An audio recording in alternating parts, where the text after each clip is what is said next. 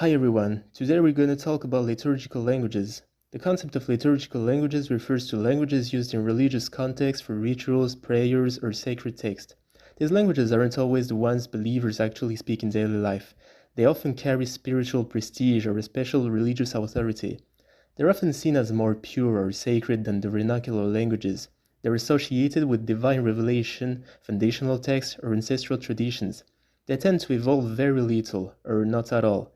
Since the texts are usually passed down and changed, the language itself stays frozen.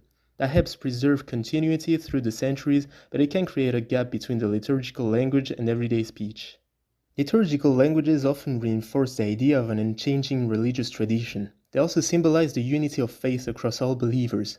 Most of the time, a liturgical language isn't anyone's mother tongue. First, because spoken languages change over time and drift away from the older ritual language, and also because sometimes people don't speak a language from the same family as their liturgical language.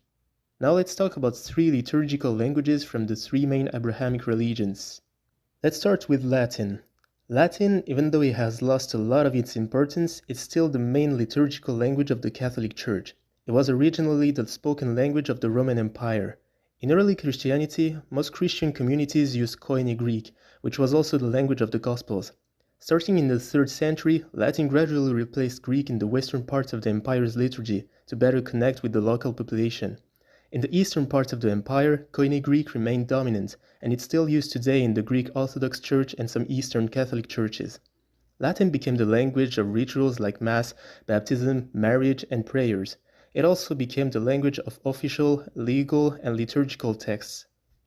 Over time, Latin started to create problems of understanding. First, because Christianity spread to areas where Latin wasn't the local language, but even in Latin-speaking regions, while the vernacular language evolved into the Romance languages, liturgical Latin stayed frozen, so people eventually couldn't understand Mass anymore. Priests had to explain the readings in the local language of the believers. The use of Latin was one of the recurring criticisms of the Protestant Reformation in the 16th century. The Catholic Church responded with the Council of Trent, which officially imposed the Tridentine Rite as the standard rite. Most other rites already used Latin, but the Tridentine Rite reinforced Latin's unifying role across the Catholic world. One of Latin's strengths is that it creates linguistic continuity with the early Church Fathers, and it helps unite believers under a shared way of thinking with a common language. However, following the Vatican II Council in the 1960s, the Church allowed the use of other languages in the liturgy, though Latin remains the official symbolic language, so it's still used for chants, official documents, and so on, and some traditionalist communities continue to use Latin and the Tridentine Rite. Number 2. Arabic. Let's start with the context of Arabic in the pre-Islamic period. Arabic was spoken across the Arabian Peninsula in various dialects that were fairly mutually intelligible, pretty much in a similar way as today's dialects. The Arabic spoken in cities was often considered less pure than the language of the desert nomads, so it was common, for that and for other reasons, to send kids to grow up in the countryside to learn what was considered a purer form of Arabic. The language wasn't standardized, but there was a sophisticated, highly conservative form used in poetry. It combined features from various dialects along with some archaic grammar.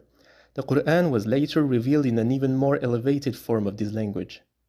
The Quran is the literal word of Allah, revealed in Arabic to the Prophet Muhammad ﷺ in the 7th century. It was revealed in what we now call Classical Arabic, a rich, poetic form with a style that is distinct from both everyday speech and poetic Arabic. Because it's considered the unchanged word of Allah, prayer and Quranic recitation must be done in Arabic by believers. Translations are allowed, but they're seen as exegeses, not substitutes for the original. Islamic law also developed in Arabic, with precise terms that often don't translate exactly into other languages. As a result, believers often prefer to use Arabic terms even when explaining things in their native languages. After the Arab conquest, Arabic became the language of both administration and religion, even among non-Arabs. This led to mistakes in Arabic pronunciation and usage. Ali ibn Abi Talib, the 4th Caliph, and widely recognized for his mastery of the Quran, the Arabic language, and eloquence, felt the need to formalize the rules. Thanks to his influence, a complex tradition of Arabic grammar was born, which is still taught today. It's worth noting that although modern Standard Arabic and Classical Arabic are very close, they're not exactly the same. Modern Standard Arabic is a simplified and more uniform version of Classical Arabic, So a sentence that's grammatically fine in classical Arabic might be considered incorrect in modern standard Arabic.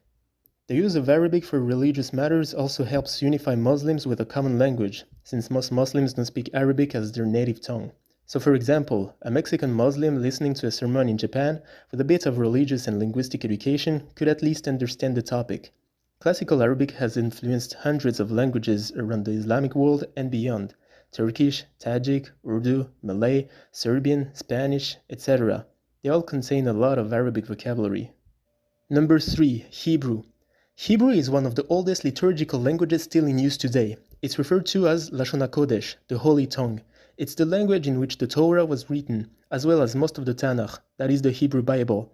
So it's used for readings, but also in rituals, prayers, blessings, weddings, and more. Hebrew stopped being used as a mother tongue around the 5th century BCE. Unlike Latin or Arabic, Hebrew didn't evolve into daughter languages, because it was largely replaced by Aramaic, another related Semitic language. But Hebrew stayed alive as a liturgical language even after the Jewish people were dispersed around the world.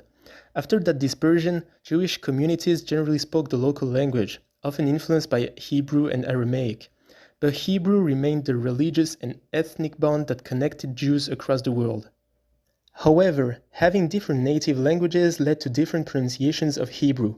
Yemenite Jews didn't pronounce Hebrew the same way as Alsatian Jews, who didn't pronounce it like North African Jews, and none of them pronounced it exactly like the ancient Hebrews. Jewish mysticism added another layer to the Hebrew language by interpreting the numerical value of each letter as a tool for understanding words and the Torah itself. This is called gematria. In ancient Hebrew, like in ancient Greek, numbers are written using letters. So each letter has a numeric value, and every word has a numeric value too. Take the word Hay, which means life. The first letter has a value of 8, and the second 10. So 8 plus 10 equals 18, which is why 18 is a symbol of life in Judaism. That's for interpreting vocabulary. When it comes to interpreting the Torah, here's a well-known example. In the Torah, God blesses Ishmael through Abraham, saying that his descendants will be numerous, etc.